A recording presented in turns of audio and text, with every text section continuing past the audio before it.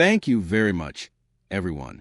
This truly is a beautiful building, and I must say, it feels especially meaningful to gather here for such a powerful purpose. Today marks the first time this new space is being used in the service of peace, and there could be no greater mission. So much effort and dedication went into preparing this place, and it stands as a symbol of what can be achieved when people work together towards something larger than themselves.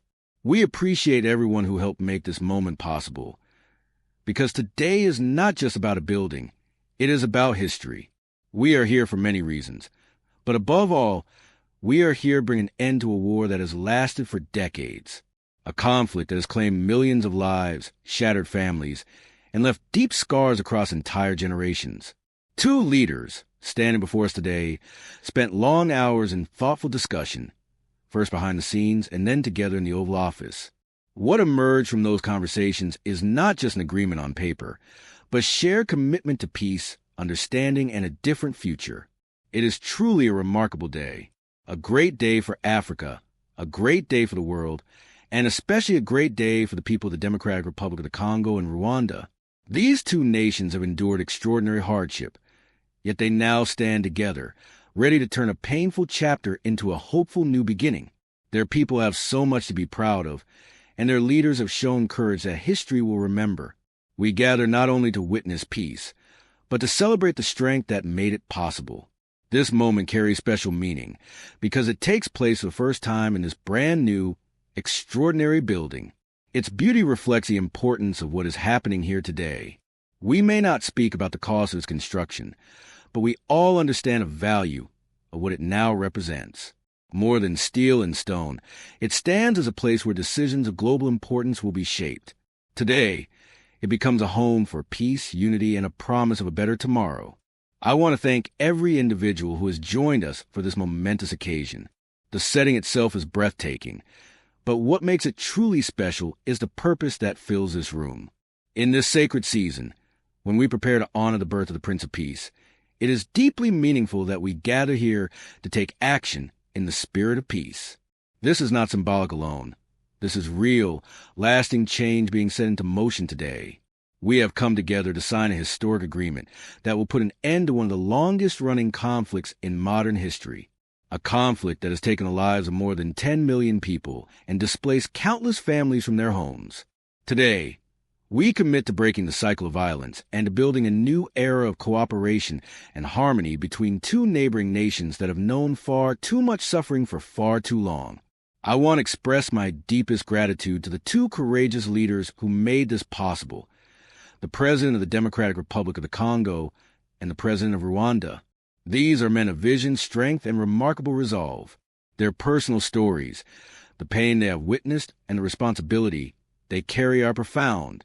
Their experiences reflect both the tragedy of the past and the promise of the future. Today, their courage turns sorrow into hope. I have held truly meaningful discussions with both leaders and with representatives from many other nations. Together, we focus on the importance of honoring and protecting this powerful agreement. It is detailed, carefully crafted, and built on accountability and trust. It addresses ceasefire obligations, disarmament of non-state forces, the safe return of refugees, and justice for those harmed by years of conflict. This agreement is not just a promise. It is a blueprint for lasting peace. We are honored to be joined by distinguished guests and leaders from across Africa and beyond. Their presence reflects the shared commitment of the international community to support peace in this region. From Angola, Burundi, Kenya, Togo, Uganda, Qatar, and the United Arab Emirates, each leader here today represents another strong voice standing for stability, unity, and progress. Their support strengthens this agreement and reinforces the global responsibility to protect peace. I also wish to extend special thanks to the chairman of the African Union Commission for the extraordinary leadership shown throughout this process. The African Union's role has been vital in guiding dialogue, maintaining momentum, and ensuring that African voices remain at the heart of African solutions. In addition, my sincere gratitude goes to Secretary of State Marco Rubio and our senior advisors, whose tireless efforts behind the scenes helped turn difficult negotiations into real results. For more than 30 years, Eastern Congo has been consumed by one of the most devastating conflicts the world has known. Millions were lost, families were torn apart, and entire communities were displaced. Many attempts at peace were made over the years, but the violence continued. Today, that tragic pattern is finally being broken. This marks the end of yet another war brought to a close in less than a year. Proof that determined leadership can still change the course of history. The groundwork for today's success was laid months ago when leaders from Rwanda and the Democratic Republic of the Congo began the peace process. That effort has now led to the signing of the Washington Accords. This agreement establishes a permanent ceasefire, disarms armed groups, ensures the safe return of refugees, and creates a system of justice for victims. It is a comprehensive and historic framework built to prevent a return to violence. Beyond security, this agreement also opens the door to economic prosperity. The land of this region is extraordinarily rich, yet its wealth has long been overshadowed by bloodshed. Now, both nations commit to integrating their economies, building shared growth rather than fighting over resources. Instead of conflict, they will pursue cooperation. Instead of destruction, they will build opportunity. Prosperity, when shared, becomes the strongest foundation for lasting peace.